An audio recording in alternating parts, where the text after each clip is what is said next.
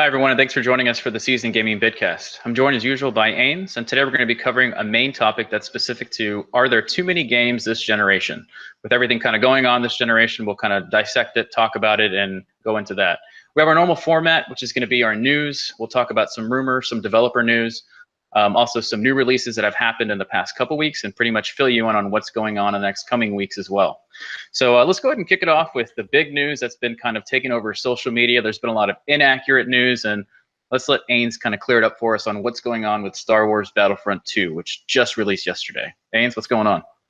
Hey everyone. Yeah, so I don't know if I can clear it up. That's probably near impossible at this point. But yeah, what a mess, huh? So I think everyone, as you said, has already commented on this. But just to make sure we get the details straight, because I've seen a tremendous amount of misinformation posted on social media, Reddit, all the major sites, and even a bunch of YouTube videos as well. So essentially what happened was, Battlefront 2, the review copies came out and people got early access to it. And they noticed that they started to do some calculations around how long it takes to basically progress. They noticed that, you can get a big advantage once you get some of the higher level star cards, they're called in the game. And people could buy those with real money or buy extra packs with real money to get those faster. And then on top of that, they noticed that like the heroes that people really want to play in the mode, whether it's Darth Vader, Luke Skywalker, etc., they were tremendously expensive. So if you were just playing, average matches where you're earning 200 to 300 credits a match, Vader and Luke were 60,000 credits. So someone calculated that at a normal pacing, you would need to spend about 30 to 40 hours just to unlock a single hero. This led to a tremendous amount of backlash, probably the largest backlash we've seen, right, with regard to loot boxes and microtransactions. And this spiraled out of control quickly. So EA responded initially by reducing the price of the heroes down by 75%. So they went from 60,000 to 15,000 for the major heroes like Luke and Darth Vader. And then some of the other heroes, obviously, a little lower than that. But they left all the, the crystals that you can buy with real money. They left all that alone, and they basically didn't touch it. And the outrage kind of continued. So this actually got so big that it was reported on by CNN and BBC. And the rumor right now is that the Disney CEO himself spoke to Patrick Wilson, EA CEO, on the phone a couple days ago. And the response after that, this was 2 days ago now, I believe, was that EA said they were removing real money crystals or paid microtransactions from the game entirely. So if you try to buy crystals right now on Xbox Live or PlayStation Network within Battlefront 2, you can't do it. So their official statement here is that they're going to keep those removed. They are going to bring them back in the future with a caveat simply saying that after they restructure the game. So this, again, has led to further speculation of, well, they're bringing it back, so some people are still outraged, but at the same time, they said they're going to make a whole bunch of changes. So I'm of the opinion that, this should never have occurred in the first place, and it's obviously EA just being overly greedy and developing a bad system. But, I don't want to comment on what it's going to look like in the future because we don't know yet. So I don't want to continue being outraged until we see how they restructure it, what the content they're going to add to the game is. So I'll stop there because we can talk more about the game itself here in a minute. But, what are your thoughts on this? This has been a debacle from start to now. Yeah, I think for the hardcore gamers, I think a lot of people are just going to look really close at it and see if they're going to end up buying it. I think the casual gamer doesn't care. I think they're going to buy the game anyways because number one, it's Star Wars. Number two, there's a lot of nostalgia for people. I mean, we were playing it last night and we were just recalling memories of the movies and what we were seeing while we were playing. I mean, there's numerous times we're like, hey, there goes Darth Vader, there goes Yoda, or when we were flying around, we'd like, this feels like a movie. So I think it's a beautiful game, and I think it'll sell only on that, as well as the movie coming out. So there's a lot of hype for it. But I do think that EA needs to look at the way their modeling works for the game. I think there's so much negativity in microtransactions and loot boxes in general right now, not even specific to Star Wars. So I don't know. I think that'll really affect stuff.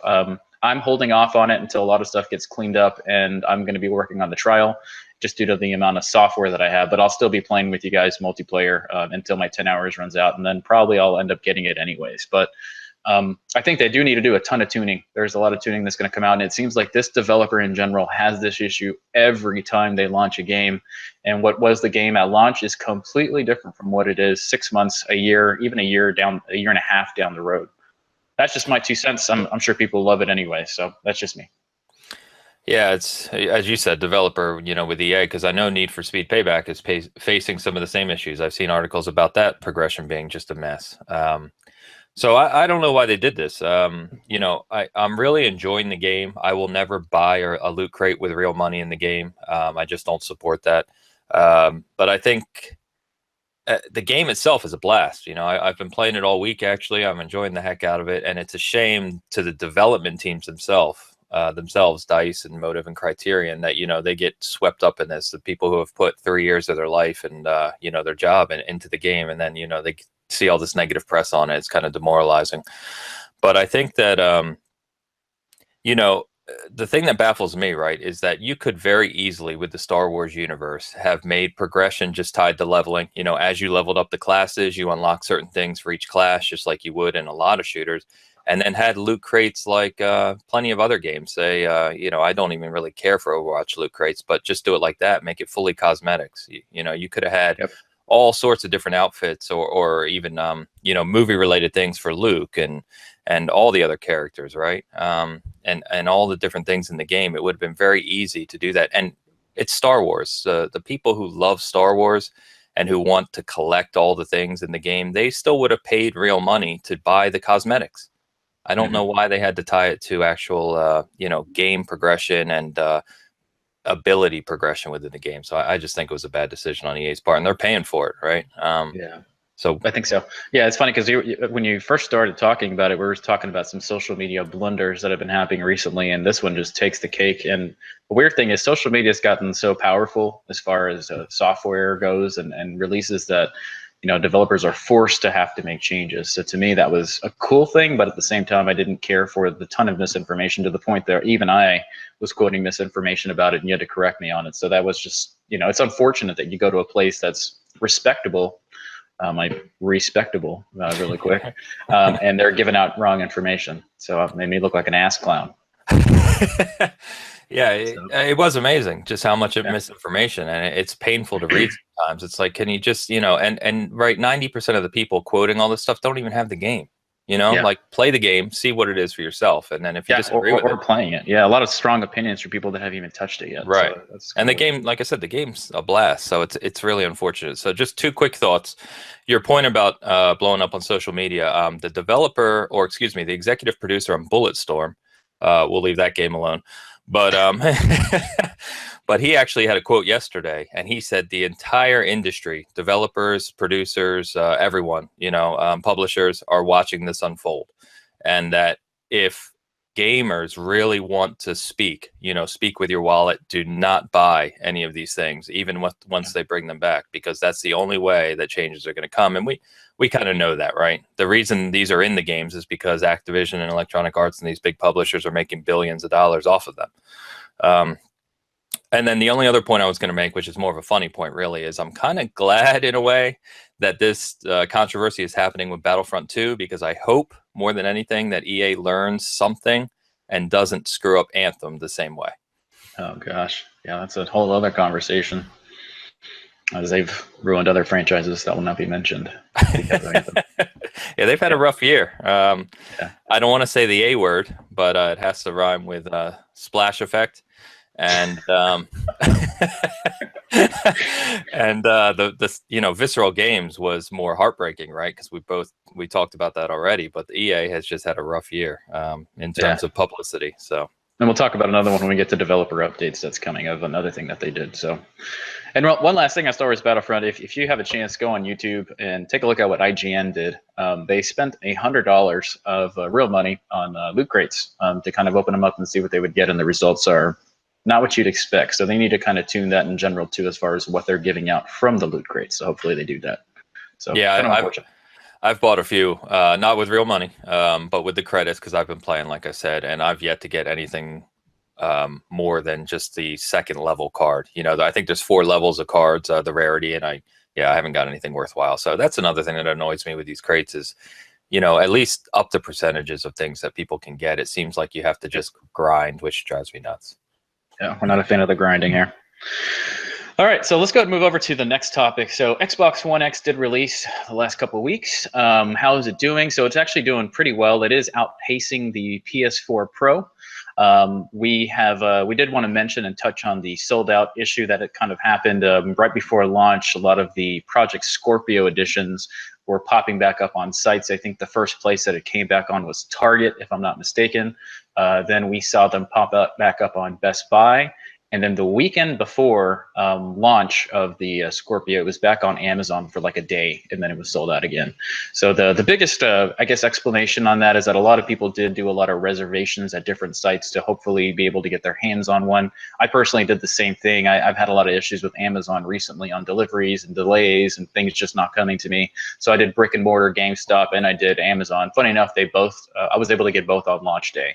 So now I'm trying to unload it at almost the exact cost of what I did. I'm not trying to scalp it too much, but that's why a lot of people just canceled them at specific retailers. And so you can probably still find a Project Scorpio if you're lucky at retailers as well. But they're a lot harder to find now at this point in time. But really good to see that the Scorpio / just the standard X1X is selling really, really well.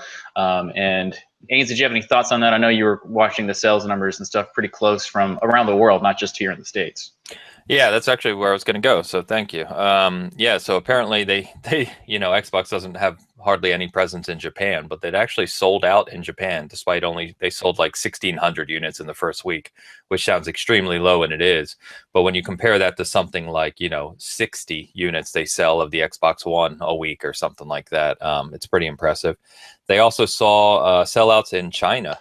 So I don't know what the count of the consoles, you know, Microsoft doesn't give those details, right? But some of the people that I speak to in China on message boards and stuff, they mentioned that you can't find them, and they're more expensive there as well, but they're sold out there.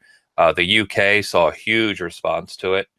They sold just way above expectations there. And Aaron Greenberg, the head of marketing for Xbox, mentioned that the US numbers were even bigger.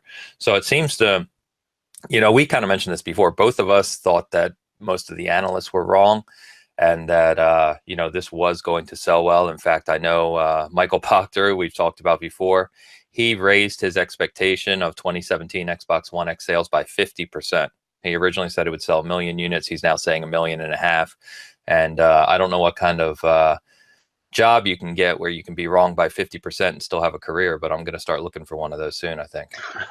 He's so hard to take serious these days. I mean, there was a point to where a lot of his projections and stuff was a lot more relevant, but man, that dude is just on another planet these days when it comes to stuff. He's been wrong on a lot lately. But to your point, I need to get a job like that too. I couldn't do that on my job and still keep my job. And, No. I do projections all day.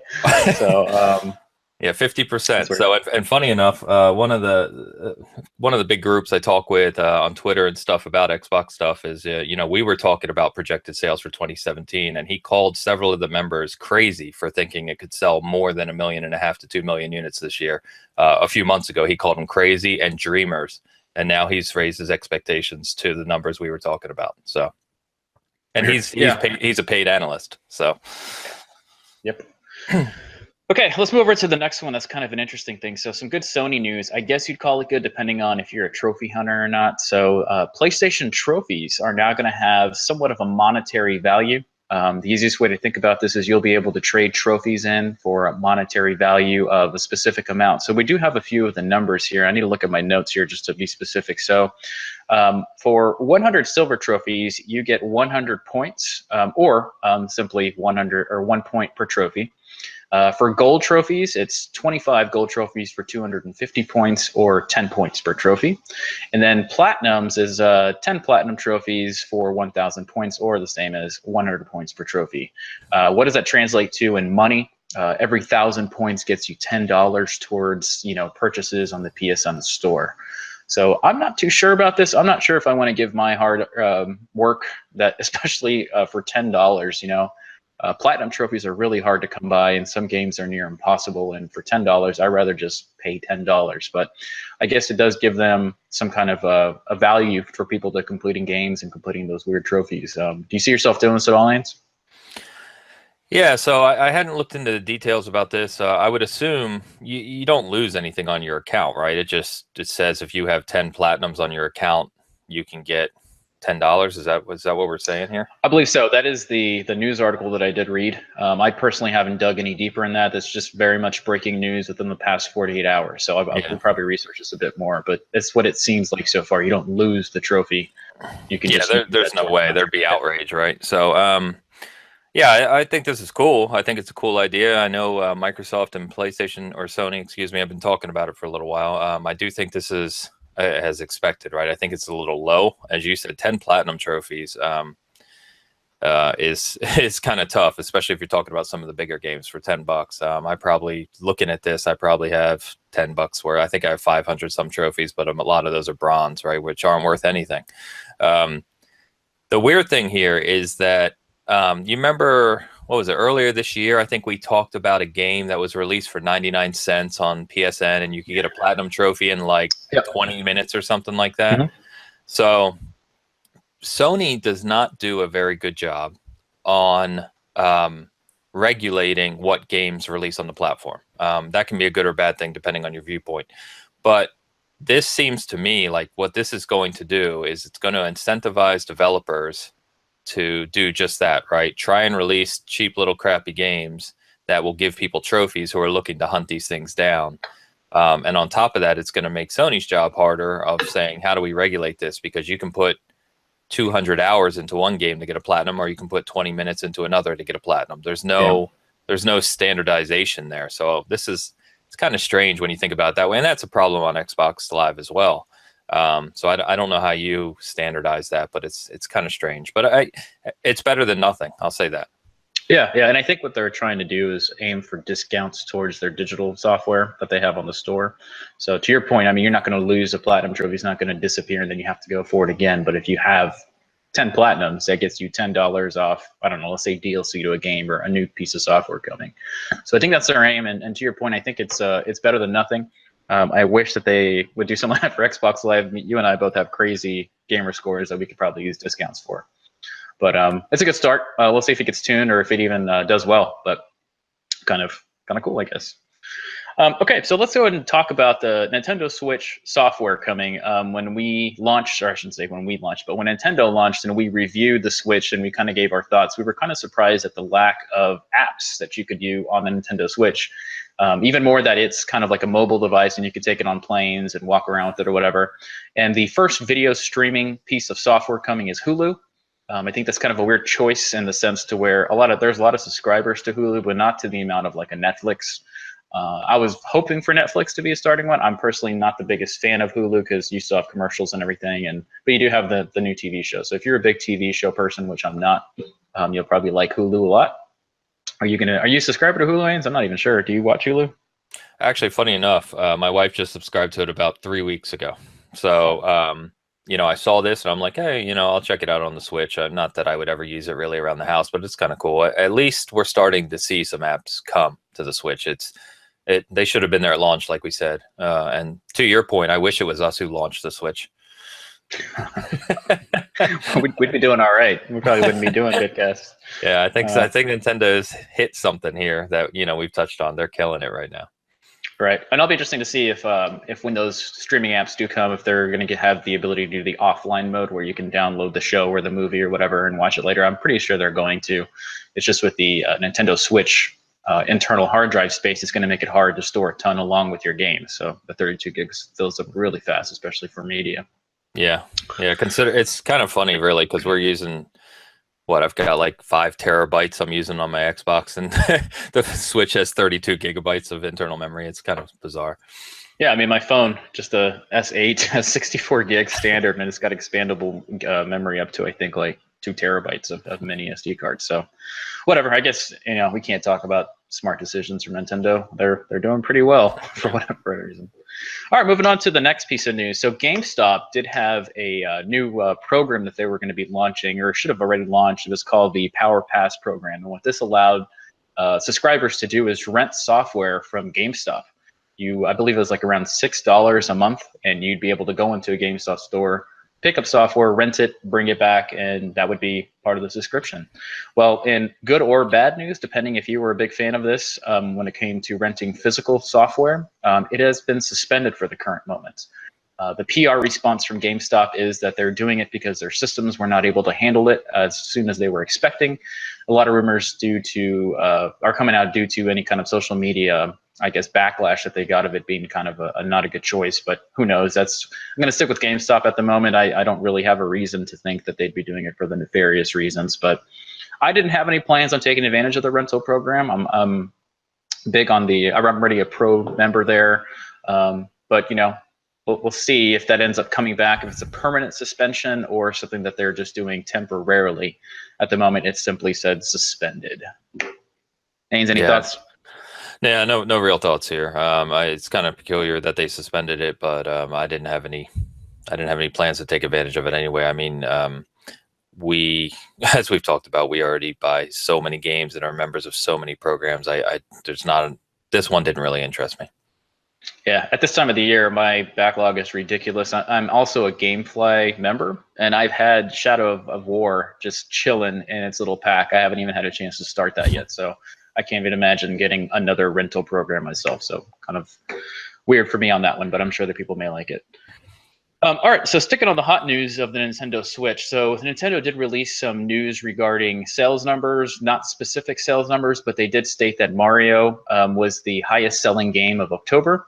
Also that the Nintendo Switch was the highest piece of hardware as far as console goes. So there's a little bit of conflicting news. Ains, you want to talk about that really quick, because Nintendo reports funny and so does NPD and everybody else. Yeah, these numbers are just, they shouldn't be used as definitive, I don't think, nowadays, because there's so many different ways software is sold and reported upon. So what happened was Nintendo came out, and it's been confirmed by NPD and Nintendo the Switch was the best-selling hardware. Funny enough, the SNES Classic was the second best-selling hardware, so Nintendo has 1 and 2. But Nintendo said that Mario was the top-selling software in the month. NPD said that Shadow of War was the top selling, with Assassin's Creed Origins right behind it and Mario third. But NPD also does not have access to Nintendo's digital numbers. And as we know with the Switch, a lot of people are going digital only. So it really wouldn't surprise me. I think we predicted that Mario would be #1 in October, just because nearly everyone who owns a Switch or is buying a Switch was buying Mario. But yeah, NPD is reporting it was third, but take the numbers for what you will. Regardless, I think Assassin's Creed, Shadow of War, and Mario are all selling, very, very well. Yeah, and I don't think it'd be a surprise to see Mario Odyssey be #1 anyways. It's just interesting the way they report. But November this past month was just kind of an insane month for software in general.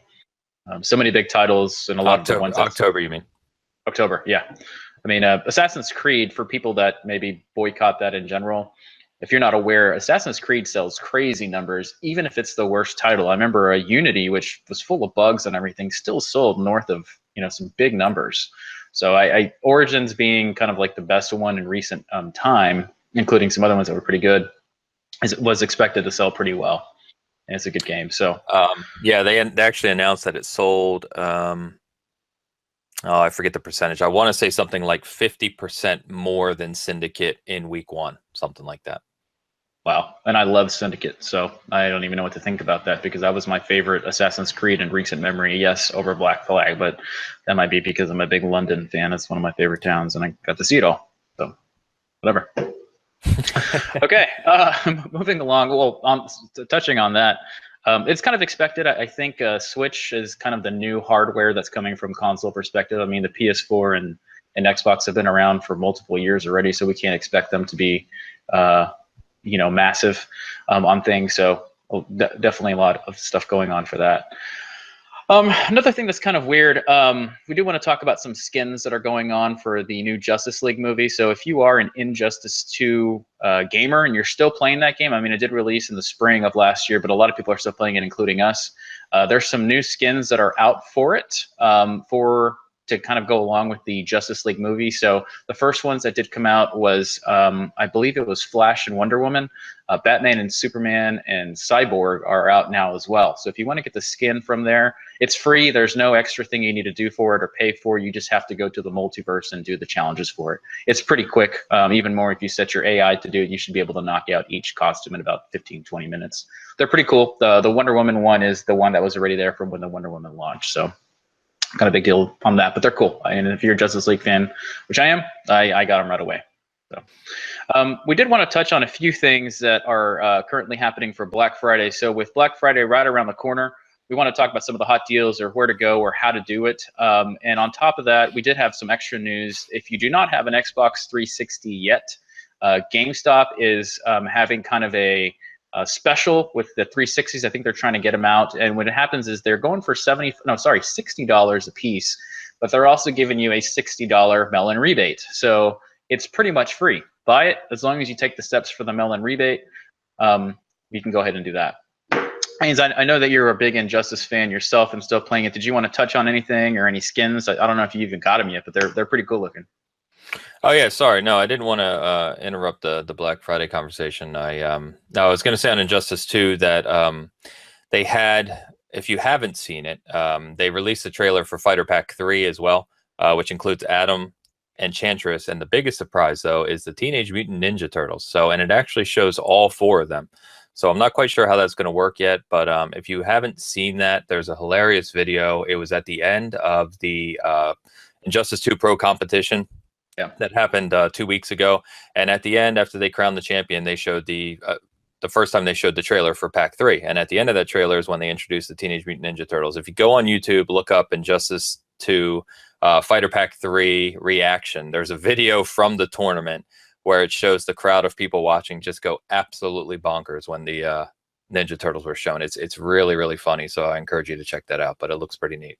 Yeah, that's kind of one of the best reaction videos I've seen in a long time, just because all very loyal fans, obviously, to the series, and people were kind of wondering who the next guest character would be, or in this case, characters. I think the rumor is that they are still going to take up one slot on the roster. It's just that when you change the skin of them, you'll be able to change between Michelangelo, Raphael, Donatello, and Leonardo.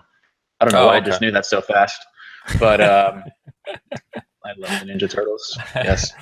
But yeah, that's what you're gonna be able to do. So it's kind of like the premiere skins that exist for, like, you know, Superman and Bizarro. They have an entirely different personalities or whatever, but they still play the same and have the same move set.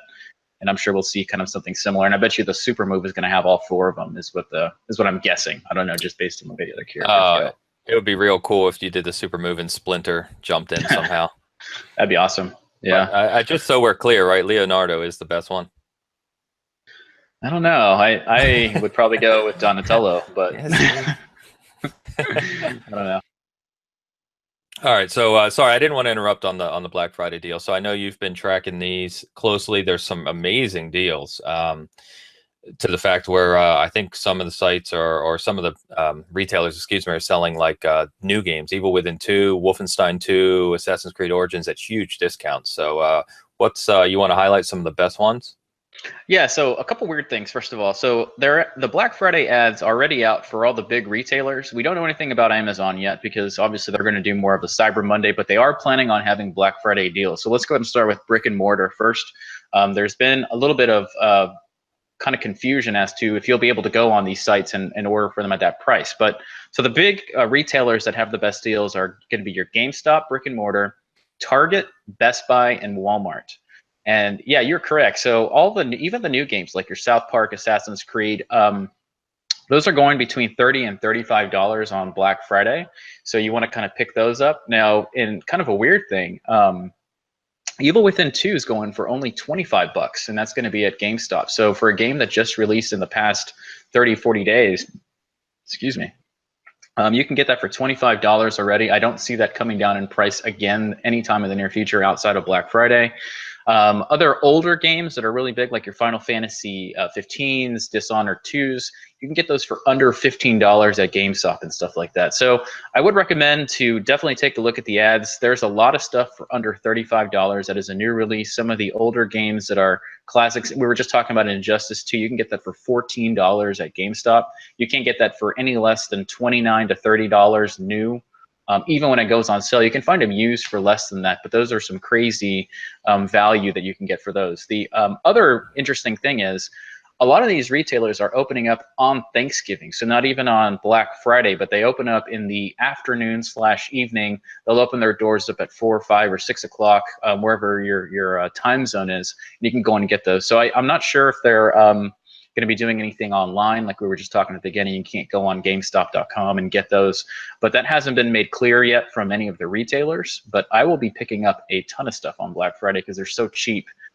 Take a look at it if it's a game that you were kind of on the fence about and we're just waiting for a Black Friday sale. It's more than likely on that sale. I personally had, I think, like 7 games, maybe 8 games actually, that I could get for less than $180, $190. So you have to get those. Yeah, buy Evil Within 2 and buy Wolfenstein 2, please. Yeah. Wolfenstein is my #1 game to pick up, as well as, funny enough, Evil Within, but you and I have very similar taste. Yeah. But I was it was unfortunate to not see Origins come down. I think it's just such a high-end game, which is weird because you can say the same thing about Wolfenstein, but it doesn't seem like Ubisoft is dropping it less than 35. I have not seen it less than 35 anywhere.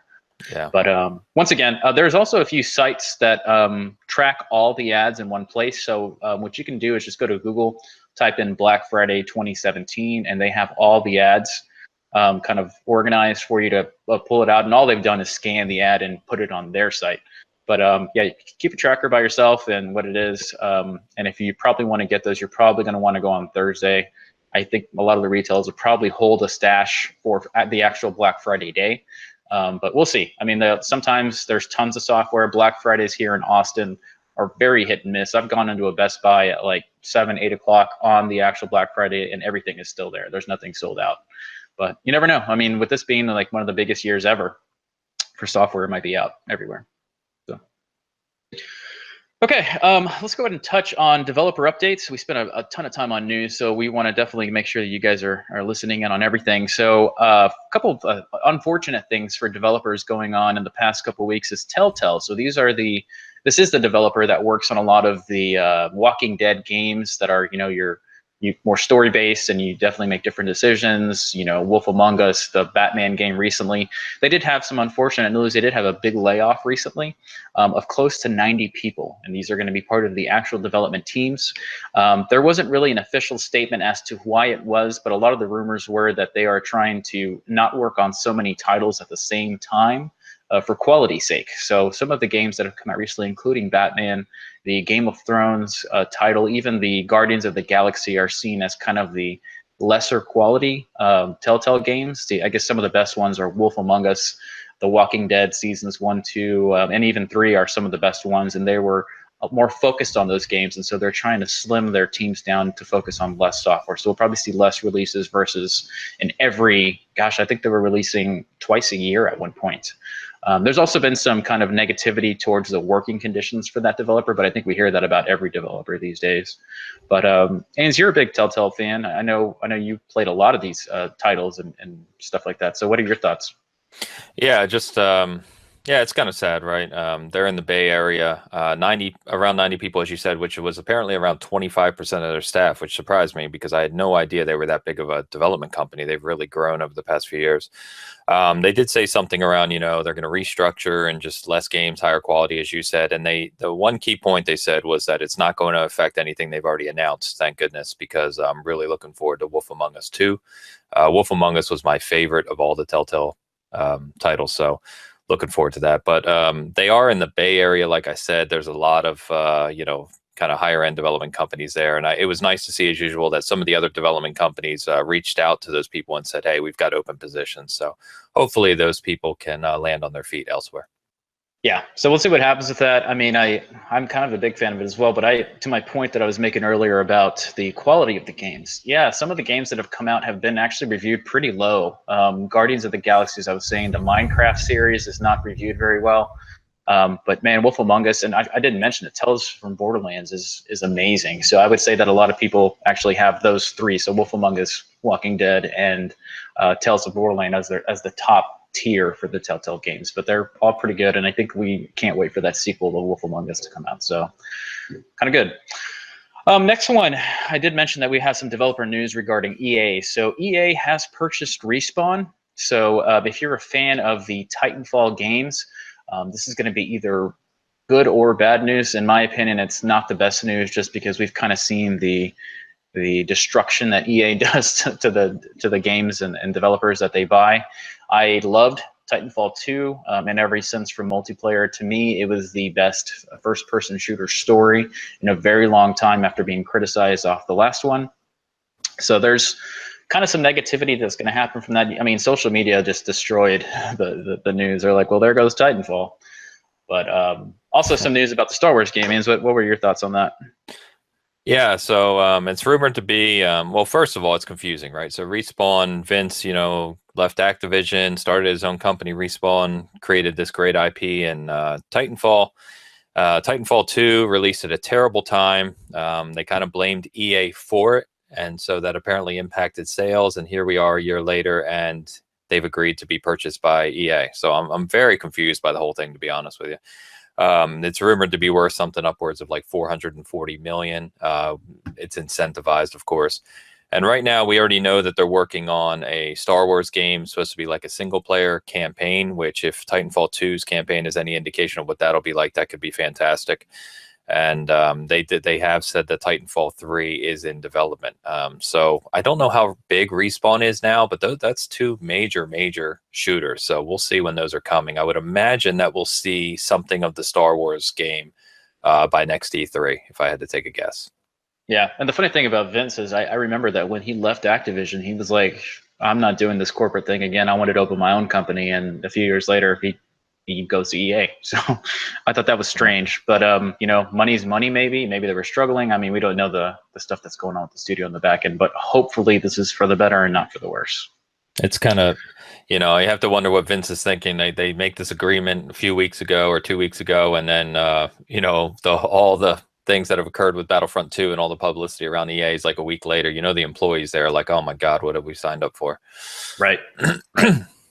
Okay, let's move on to the next piece of news. So this is just a rumor so far, but it is important from a developer standpoint. So Bethesda did change their review policy in the sense to where they did not send any of the kind of influencers and big sites any kind of review codes for any of their games. It was done on purpose. They wanted the same audience to replay and review the game at the exact same time. There's rumors that might be flexible and changing quite a bit, and that kind of started with Wolfenstein 2 in the sense to where they were actually sent review codes to a lot of people, not just the big sites, but influencers were also set those pretty early to allow for that to come through. Now, we have no idea if this is just for social media reasons and they wanted to hype up the game even more, but there has been no official policy that actual review policy has changed at all. So no announcements or anything like that, but it seems like they're going in that direction.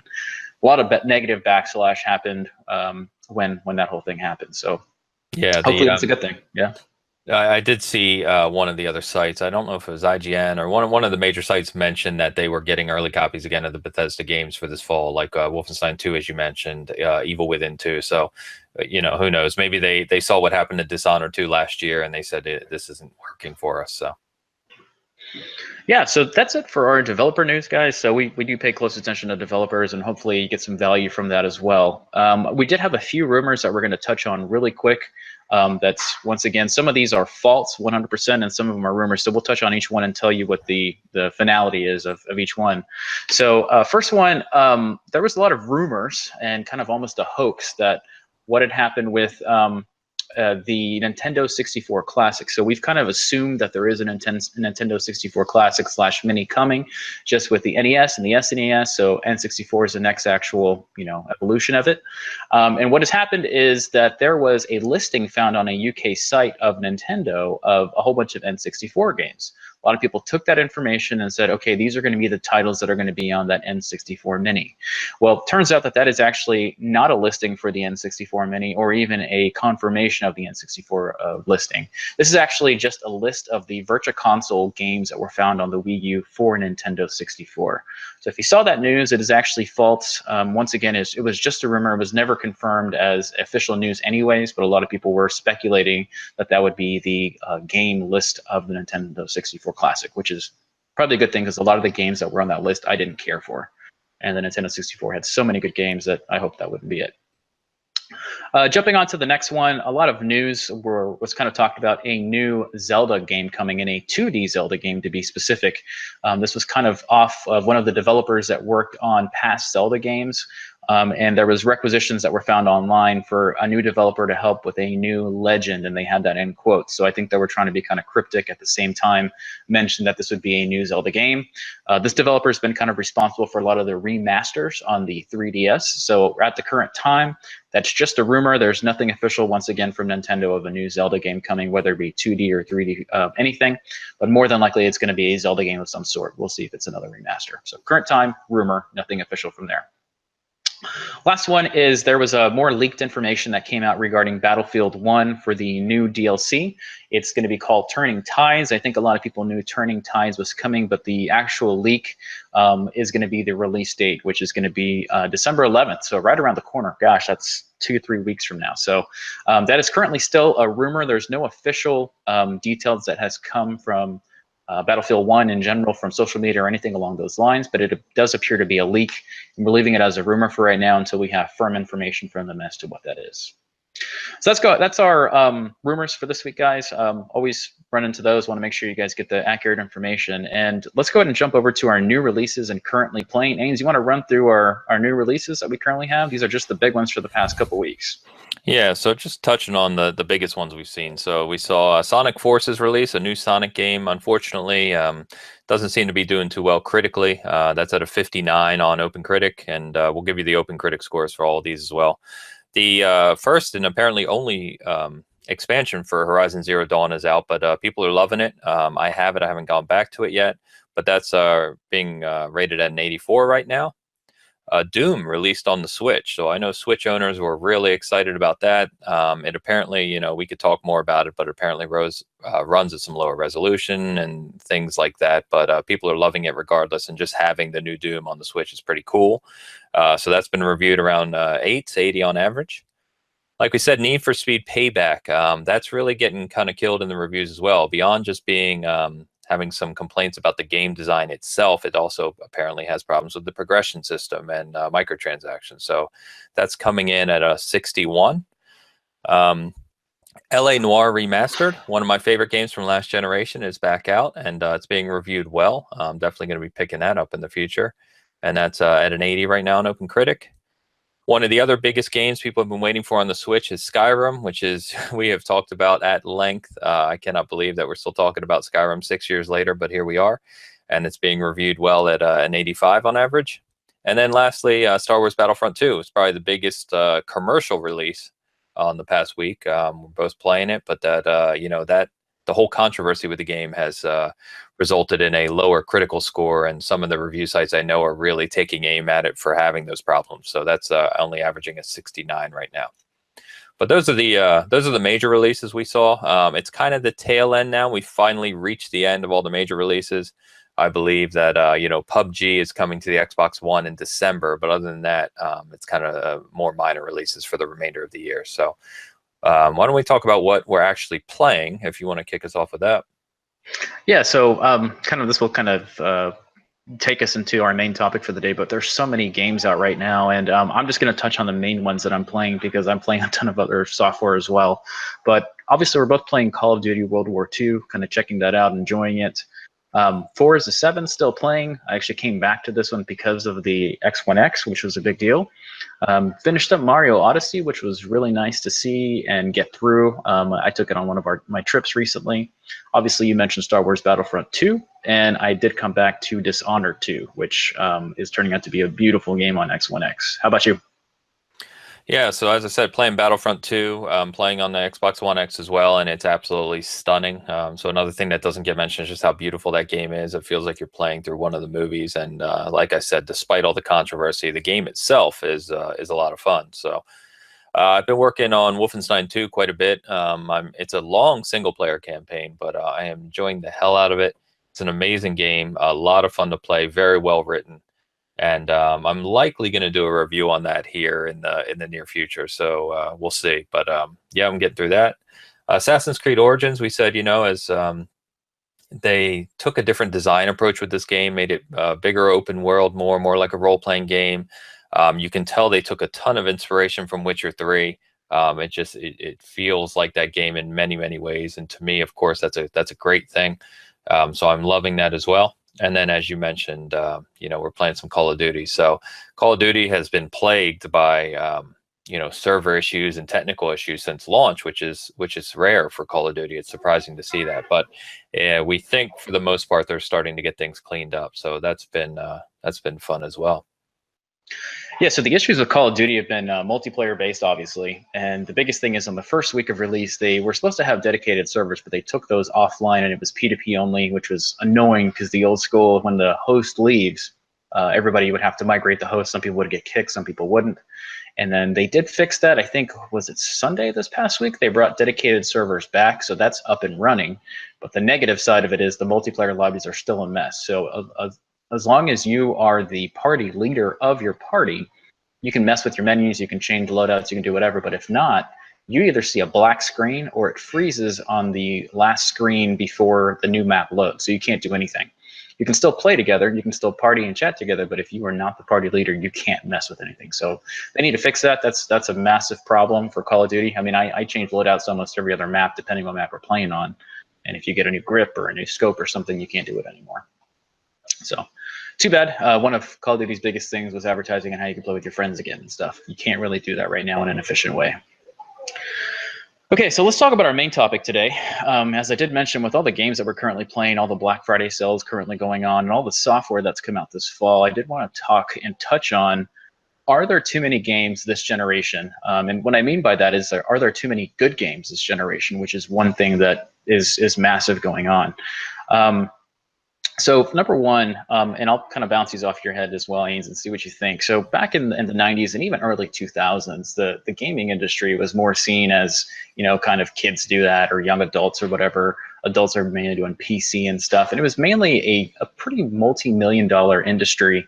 Where we are today, it's turned into almost $1 billion industry in a lot of ways, and it's bypassed the movie and music industry as far as entertainment goes.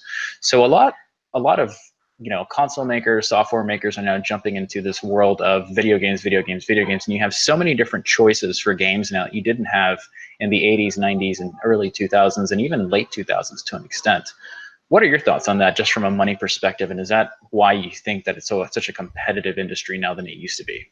Yeah, absolutely. In fact, the second quarter results, either second or third quarter, I'm sorry, but it's averaging somewhere in the consumer spending area between 4 and 5 billion per quarter.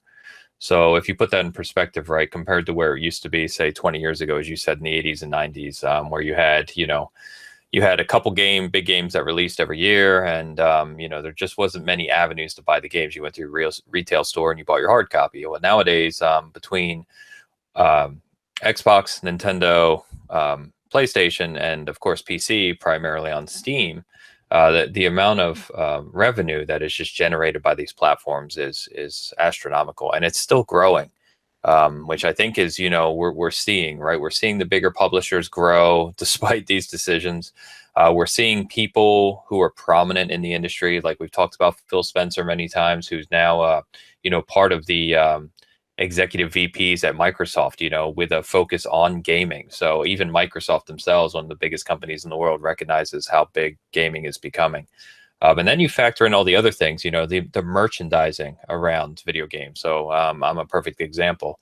But if you think about all the TV ads and merchandising and just consumer spending and all those aspects that create a large market for a product, you're seeing with gaming now. It's really been commercialized. So it's it's a good thing in many ways, but it also comes with some negative aspects, which we'll probably touch on. Yeah, the other funny thing is when you hear people complain about $60 games now, where the standard, which is 49 or 59.99 for a game these days, is actually a lot cheaper than it used to be. I mean, if you adjust for inflation for an SNES or not SNES or a Oh no. Genesis, no way, or even a Genesis game, or if you look at Sega CD, or gosh, if you want to jump into the 3DO space, those games were 80, 90, or even $100, somewhere $120 at retail. And what was, gosh, Yeah, Neo with Neo Geo Geo, games. $700 Yeah. console and about $200 to $300 games back in '92. Yeah, so when you adjust for games, it's really tough to complain about 69.90, sorry, 59.99 or 49.99 to what some of the games did back in the day, as you were just mentioning, Neo Geo being kind of a crazy console amount. So Well, and remember that most, well, no, I won't say most, but a lot of gamers don't even spend the 60, right? Because we were just talking about Black Friday deals. Games, because there's so many, they, excuse me, they drop in value quickly now. And we know that Steam, will advertise newer games for 40, 45 bucks, and then Valve's taking 30% or whatever it is right off the top of that. So that's a part of the discussion around, publishers and developers saying, hey, it's hard to make money on these games. right. All kind of crazy. I mean, we see games in every way of life now. It's in advertising, sports. It's turning into a sport itself as an e-sport. I mean, it's all over the place now. So it's an industry that's definitely evolved, in our opinion, obviously for the better. But it's turned into just probably the number one industry right now in entertainment. So very cool. But as you're mentioning, there's some caveats to that. So with everybody trying to get into development and all trying to cash in on some good games, is there a negative to that? So for example, let's look at genres for example. Back in the 80s, 90s, early 2000s, you would wait for that big game to release in the spring or the fall, and it would be maybe one or two games. But let's look at what's kind of happened to some recent games that have just never had a chance to take off, that weren't bad games, that were just kind of killed due to that specific genre flooded. I think that the most common genre right now is your first-person shooter. And there's a lot of games that have come out and just failed because of that. So most recent, obviously, Lawbreakers, Battleborn, another game that was just flooded by just one game. But if you're just a casual player, I mean, you go to the store, you're just hit from everywhere with first-person shooters to play. And there's just so many of them. And a lot of them aren't really that bad. They're actually pretty good games, but you can't even focus on it. So with ADD being such a prominent issue today, I mean, there's almost an ADD when it comes to games. You can't focus on that one game anymore, and you're almost forced to play a game, finish the campaign, play a little bit of multiplayer, pick up the next one. And you just no longer spend tons of time on those FPS games, to the point that some developers are even taking campaign mode out of their games.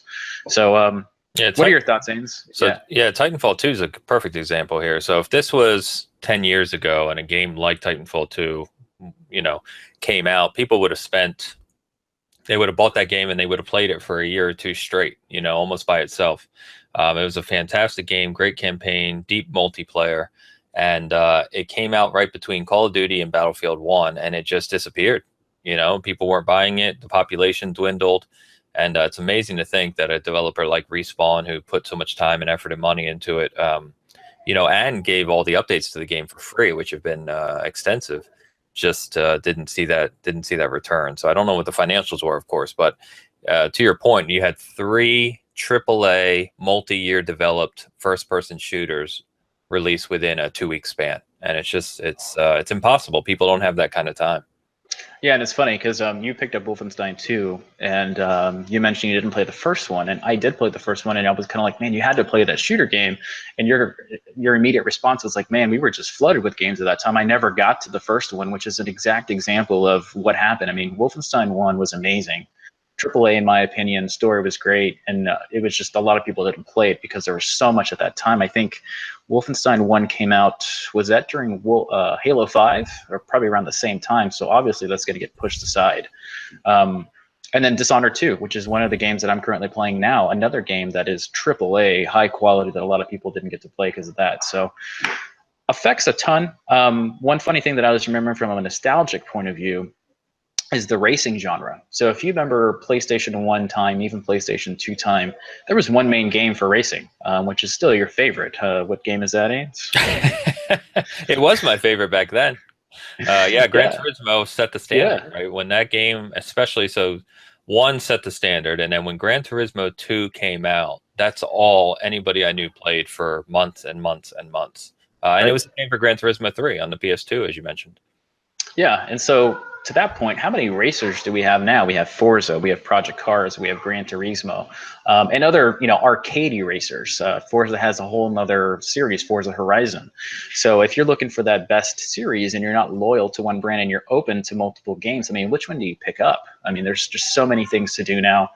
You were just talking about multi-year development. I mean, Gran Turismo, just the joke of it now, they spent almost 5 to 6 years on their current game. No, they Um, didn't. No, they didn't. no. They spent maybe 4 months and then just took a vacation or something. I That's don't right. know what they were doing with that game. Yeah, that unlimited PTO going around. But yeah, so that's genres are just all over the place. Sports a little bit different because there's so many license deals now, and they have the license to that with NBA or baseball is a big one. You don't see it as much, but with the FPS being the main genre right now, there's so many shooters, and you can really find anything. So in my opinion, I think there's too many games this generation, but they're still being sold. Um, so we both grew up at a time when arcades were kind of like what we did for fun. Even at the grocery store, there was like maybe one Street Fighter cabinet or Mortal Kombat cabinet. You do that, but arcades are almost, if not extinct now. So those are no longer what people do for fun, and everything is either done at the computer at home or with a home console. Do you think that played a change in the generation and how we're different now? What are your thoughts on that? You're a big arcader back in the day. Yeah, I loved it. Yeah, I think it's two main reasons, right? One is that there used to be a time where arcade cabinets were very expensive, but that gave them superior technology. So you couldn't get an experience of what we used to call an arcade experience at home, right? And I know Genesis came along and tried to offer that. It didn't really. That was Neo Geo's big selling point, going back to Neo Geo's, that it was a one-to-one. It was the same hardware at home that you had in the arcade, and the price reflected that. But as technology has advanced and those prices have come down, especially once building PCs became more accessible in the probably the early 2000s and beyond now, there just became no reason to go to the arcade because you could have something even better in your house. And then you combine that with just the social aspect. When the internet started taking off and eventually social media came on board, you used to go to the arcade to one, play the new, more powerful games, but it was also a social experience, right? I used to meet my friends at the arcade. We would play for hours. You would joke with your friends and have a good time. That's changed now. Now you do that online. You do that. Xbox Live was a big proponent of changing that social behavior and how we game together. And we're just at an age now where we're 15, 20 years, maybe even later, that all those aspects have come together. And there's no real point in arcades. I'd love to see arcades make a resurgence, but I don't think that's going to happen. What we have seen, of course, is, as you know, because we both enjoy these places, is we've seen kind of adult bars take on the arcades, right? So you have, for people like us who grew up with arcades, you have these places that are bars and restaurants that also have, 30, 40, 50 or plus arcade machines where people go to hang out and drink, but also play old arcade games they grew up with, which I think is very, very cool. But the arcade days as we know it are long gone. Yeah, it's funny. I was at Dave and Buster's last year for a company party, and there was a lot of the newest arcade games there, which was interesting to me. And it was really funny to see how dated the arcade games were. Not even from a gameplay perspective, but just graphically and speed of even launching some of the games. And I actually gravitated towards the old school games, your Daytona USA, Crisis Zone, stuff like that, because those were still fun to me, but the new games weren't. It's like I can go home and get a better experience. But yeah, kind of weird to see everything kind of change. But to your point, things have kind of moved into the living room versus going socially somewhere else. Okay, last couple points on this, and we'll kind of move on from our main topic today. But so is it good for the industry? Is having a flood of software really good for what we're doing today? What's your direct opinion, Ains, if you were to think about it really quick? Is what we're seeing today good or bad or a little bit of both? I mean, what are your thoughts? Yeah, I think it's always a little bit of both. I don't think there's any black and white areas here. There's a lot of gray. What we're seeing, and I'm not going to get into any type of political discussion, but what we've seen here is a real capitalistic industry, right? We're seeing developers, and it's all about who can make the better game and make the most money. and that is doing two things. It's giving us this plethora of quality AAA games, which is great, and you have more choice and selection in gaming than ever. But what it has done to some degree, and what that degree is, could be debated, but it's squeezed out a lot of smaller developers, and it's allowed big publishers, the multi-billion-dollar companies like Activision and Electronic Arts, and the ones we always talk about, Ubisoft, to buy out these smaller developers, and kind of, in some ways, it started eliminating game. Not quantity, but the different types of games, right? We saw a flood of FPS games because that's what people were buying, and so that's what they put all their money into. Now we're starting to see games as a service, which we talked about previously, right? So Destiny kind of hit it off, and now we've got Anthem coming, and all these other companies or publishers are saying, hey, we need to invest in these long-term online experiences where consumer spending continues and continues over a number of years. So the market is really dictating what games are being made, which is what I meant by a capitalistic industry, and that can be good or bad. Like I said, there's some good there, but fortunately, I think what's happened, and we've been fortunate in the video game industry, is we saw the smaller indie games really get squeezed out for a period, and we didn't see a variety in the types of games we were seeing. That has had a huge resurgence. So there's been a lot of programs. Steam obviously offers indie developers an easy way to publish games.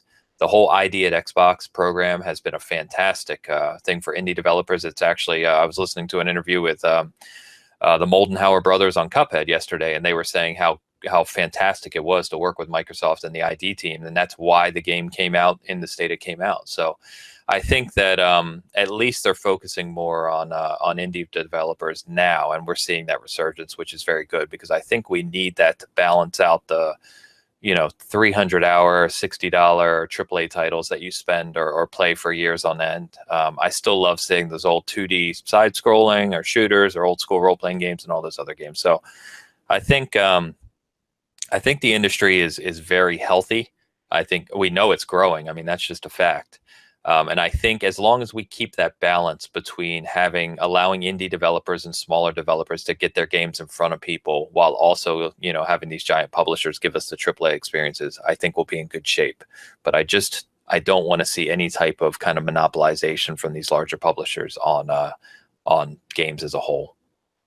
Yeah, great points. Great points. I think my opinion on it is I think there's a good and a bad. The good is that competition makes games better.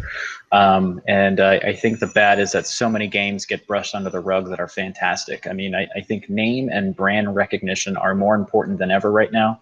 You immediately talk to maybe some of your social friends that are not as hardcore and more of a casual gamer. They know the Call of Duty, they know the Battlefield, they know the Madden, all those types of games. But if you're a new shooter or a new sports game, you really have to market really strong in order to land anywhere. Even if your game is a perfect 10.0 game, you have to really sell that, or either that, or you have to get in contact with influencers or websites and really push your game, and it really makes it harder. So I think it's, like I said, a good and a bad. We'll see what it does for the industry here in the next 5 to 10 years, or even with the next consoles that are releasing, if we're going to have even more software. I think digital distribution changes things up quite a bit as well. So we'll see what happens. But we'd like to get your thoughts on this, folks. What are your thoughts on, is there too many games? Do you have a hard time keeping up with what's releasing? Is there games that have your backlog going crazy? If you're like me and Ains, we have games that are still in wrappers that we want to just get to. I don't want to talk about it. Yeah, I mean, my shelf is horrible right now. But okay, let's move on to our next one of our favorite, I guess, topics here. And I can see in the background there, it's almost taking your whole background. But let's talk about our collectibles this week. I don't have any big ones. I did a controller thing last time. Ains, you're going to steal it probably for the year with this one. But what's that lurking in your background? Yeah, so pretty excited about this one. This is the Prime 1 Studio. I got to remember to talk into the mic here. Prime 1 Studio Geralt statue from Witcher 3. It arrived last week. I am a collector of statues in general, so I have a bunch around the game room here. This one is my first one from Prime 1. It's the most expensive statue I've ever bought. It retails for nearly $800. It's not cheap by any means. However, it is a fantastic, fantastic piece. So there's a lot I can't really show you the detail on just here, but I wanted to set it up. to give you an idea, this is about 2.5 feet tall. That's a 27-inch monitor sitting there with the RSG logo on it. And it weighs about 35 pounds or so. The base here is just, it's like picking up a weight plate, honestly. To give you some idea of scale, I kind of brought over a couple small things. So here's a normal pop figure. You know, they're about 4 to 5 inches tall. And then here is a 11-inch Witcher 3 Dark Horse figure. So you can just see that it is a fantastically huge statue. Like I said, the base, even without Geralt, the base here is probably like 30 pounds by itself. And then the detail on everything, he even has like glistening yellow eyes. The sword has all the engravings like you would in the game, and it's even real metal. The bow and the other sword on his back are real metal. There's actually like pools of blood here underneath that you can't see that are you know, painted a certain way. It's all hand painted. These arrows are metal. I mean, it's just incredibly detailed. And yeah, I love it.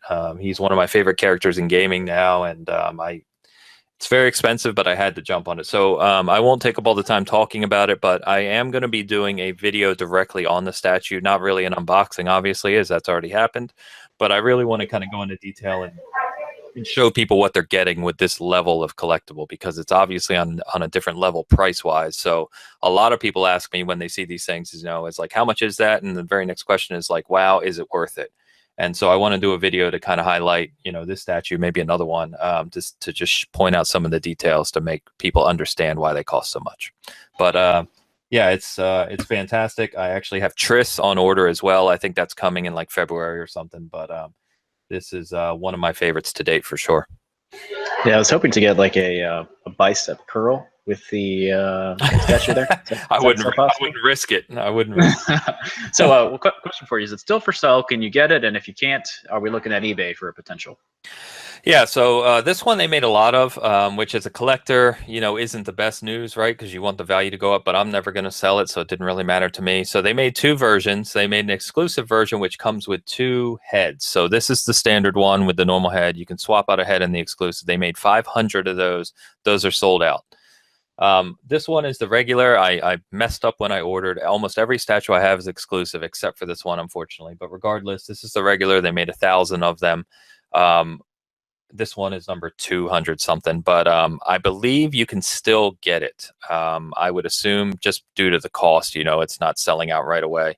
What we typically see on the ones that don't sell out immediately are that they sell out within about 6 to 12 months after release. So this just came out, you know, as people see it, like here, and I do a video of it, more people will want to pick it up, and that's when you'll see it start to sell out. So I would not wait if I were, you know, you, because once these types of collectibles go on eBay, overwhelmingly, they just go up in value. And they'll be worth more. So if it's something you're really interested in and you want to spend the money on it, go ahead and go check that out. I know one of the sites you can get it on is Sideshow Toy. So Sideshow Collectibles, and their website is sideshowtoy.com.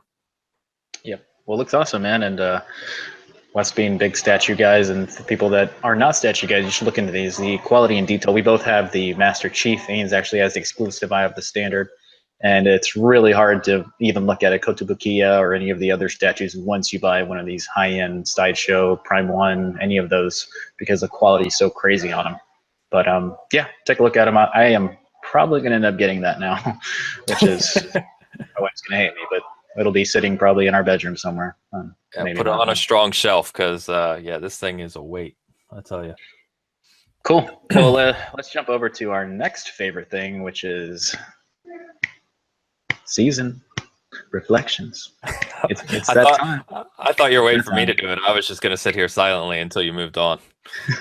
Well, 'tis the season for some reflections right around that corner. Man. Well, how about I kick it off this time, since you just did your Geralt? I was about to say, let's hear it. Which I've actually heard people say Geralt. I'm like, what the? No, it's not played this game if you're talking about Geralt. Geralt, he would have died in the first act. Yes, that's true. You can't walk around with that name. All right, so season reflections. We usually talk about our favorite games from yesteryear to kind of share them with you. Hopefully, they might be coming out in a remaster of some sort. Mine is a classic from the GameCube era. So I am doing Eternal Darkness, which was an amazing game from kind of, I don't know, kind of a hit and miss with the developer. But Silicon Knights, if I'm not mistaken, that's who they were, right? It's Silicon Knights? I believe so, yeah. And Yeah. I'm kind of I'm ashamed to say I have never played that game. All right, we're gonna have to disconnect now. That's unacceptable. Yeah, so Silicon Knights. The reason I kind of went blank on it is because Silicon Knights did make another game that was kind of a horrible flop for, I believe it was original Xbox, and it was kind of known for that. But I'm not going to talk too much about that. But Eternal Darkness was a exclusive for the Nintendo GameCube. It was kind of noteworthy because at the time Nintendo was not making these mature type games. It was mainly your Mario, Zelda, etc. But this was kind of an amazing game because you could walk into it. There was different storylines. You'd play with different characters. It was actually pretty scary for the time. At the time, there was maybe just a few games that had the horror aspect to them that were really, really well done. This one had a fear meter where your character could get really scared and you would be able to do less things, and you had to kind of navigate the levels a certain way. So one of my favorite games, I don't ever see this being remastered just because Silicon Knights no longer exists. I have no idea where the rights are being held right now. I haven't even seen this on any virtual consoles or anything like that, but with Switch rumored to be getting GameCube virtual console stuff, it'd be weird, or I should say fantastic, if it comes out on the Switch at that point. But check it out if you have a GameCube. I think it's maybe still playable if you enjoy third-person games that way, but it's just such a great title. How about you, Ains? What's your season reflection? Yeah, just to touch on Eternal Darkness, I hope you're right that it does come to the Switch because I would love to play it. I was going to ask you, is that title one that goes for extra money now? Is it hard to find? No, you can still get it for about $20 max. Oh. This is mine is 100% complete. I got a booklet and everything, even the precaution book. And I think actually, this is my old copy, but I think you can find them on eBay for $20 or something. It's not that hard to find. Okay, cool. Yeah, not that I have any time right now, or even in the future, but yeah, it's one of those kind of darker games, as you said, I've heard about so many times, and I just never got to it, which is a shame. So, funny enough, similar generation and similar theme. My game this Bitcast is Twisted Metal Black. So the light's shining there, but Twisted Metal was a car combat franchise that started on the PlayStation 1. Fantastic games. I loved them right from when they first came out. And when PlayStation 2 started to kind of take off, the rumor was, are we going to get a Twisted Metal for it? And sure enough, we did get this. They really outdid themselves with this one. It supported surround sound. What is the developer here in I can't even read that, but yeah, I can't remember the developer of these games. I know they no longer exist, but this game took it back to basics. They added a bunch of features, but kind of refined the car combat. They focused on it being really kind of dark and dark themed. Sweet Tooth, kind of took over as the main central character, and it was just a blast. I really wish people continue to ask for Twisted Metal on the newer PlayStations. I have no idea, given today's kind of social and online gaming aspects we were just talking about, why we haven't seen a proper, car combat game on either Xbox or PlayStation for that matter. But I would love to see Sweet Tooth and Twisted Metal come back on the PlayStation 4 with 16 or 20 player, what have you, online multiplayer. I think that would just be absolutely hilarious. So, yeah, I love this game. I played the living hell out of it. And is it playable today? I don't know. It's going to be rather dated if you try to go back to it today. But I just wanted to talk about it anyway, because at the time it was very, very advanced and, it was just a blast. So, yeah, they did try to do, I wouldn't call it a reboot, but a PlayStation 3 version, and it was simply called Twisted Metal. And it didn't do as well, I think, as people were expecting. But one of the funny things is, back when Twisted Metal was at its peak, Sweet Tooth was one of Sony's biggest exclusive, I guess, mascots, you want to call it, or whatever. And you'd see Sweet Tooth everywhere, commercials, everything, even if it wasn't Twisted Metal based. But to kind of clear up the developer thing, it was initially 989 Studios. Then they went to, was it Incognito or something? Incognito, that's it. Mm-hmm. Yes. But David Jaffe, yeah, one of the Jaffe. big Sony guys. Yep. Yeah, so David Jaffe's kind of was the main driver for the series. It had an amazing story, and well, I shouldn't say amazing story, but each character had their own storyline. And I used to remember, I used to try to get through the game with that character just to see their ending, to see the Yeah. the 15-second flash ending that it was. But man, what a great series! And I remember played the living crap out of that series in general. Yeah, how do we not have at this day and age with all the we were just saying how many there's overload of games. How do we not have a good kart racer and a good car combat game on either Xbox or PlayStation with, social capabilities? That makes no sense. Yeah, and I can't even imagine going online with Twisted Metal these days. You know how much fun that would be to drive a car around and blow people up and Oh my mis- God. mistake Like that them. with yes, with especially with the technology nowadays. Like it would be amazing. It doesn't make any sense to me. Yet we'll get, another 20 first-person shooters next year. 10 of which Yeah, won't even sell. It's yeah. Well, I think David Jaffe has moved on to other things. I mean, he hasn't really done much of anything outside of. I think he had some weird like drawing game or something, or a drawing fighter or oh something. oh But yeah, yeah. It was the oh man, I'm gonna forget the name. It's black and white. It just came out on yeah, PS4 earlier this year. I can't remember the name of it. yeah, that's all he's done. I mean, I think he's maybe just backed off of that franchise or something. But man, I wish they would pick it up. That was such a great series. Anyways, I'm getting too carried away on Twisted Metal here. Probably need to play the PlayStation 3 version one again. Drawn to But death. That's what it was. Drawn to Death, yeah, that was it. I even think that was a free PSN Plus game at some point. It It seems really was. familiar. It, Yeah, it, lau- it launched on PS Plus. Yes. cool. All right, well, let's go ahead and wrap our Bitcast up for this week. First of all, thanks for listening if you've made it this far. If you want to hear the main topic again, we will be dissecting it from the overall Bitcast and then having it standalone so you can listen to it. Some things coming from us. We do have an Xbox One X kind of review slash discussion about it. We both picked it up on launch. We want to kind of share our experience with you guys. Should have that up in the next 2 weeks, if not this week, or if not in a few days. Haynes had a big article that recently came out regarding 15 years of Xbox Live. Make sure you take a read of that. It's really good. Was definitely a lot of nostalgia when reading that thing. If you were around at that time, if you're more of a new gamer, you could just have it from a historical read. It was fantastic. I recently had a controller unboxing slash opinion on some Nintendo Switch Power A controllers that more, in my opinion, are for collectors versus an actual playable thing. But tons of stuff going on with news, so make sure you keep up on our site.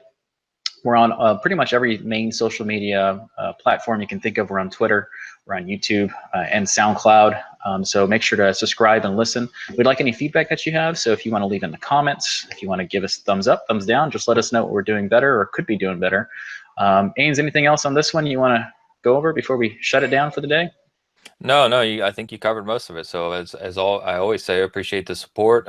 Really appreciate kind of follows and likes on Twitter and YouTube. We have been expanding our YouTube channel. Bert's been doing some extra videos on unboxings and some new kind of unique accessories for consoles that you may be interested in. And then I believe we're going to have some upcoming reviews as well. Beyond the Xbox One X, we're going to do a video on that. But I believe we're going to have reviews probably on Call of Duty and possibly Wolfenstein 2 coming up as well. So just keep an eye out for those. And yeah, as you mentioned, I really appreciate anyone checking out the article I did on Xbox Live's 15th anniversary. It is very long. It took a lot of time to research and get the details right. But for people who have been playing since it launched, it'll probably provide a nice flashback for you. So that's about it. All right, guys, thanks again for listening, and catch us on the next one.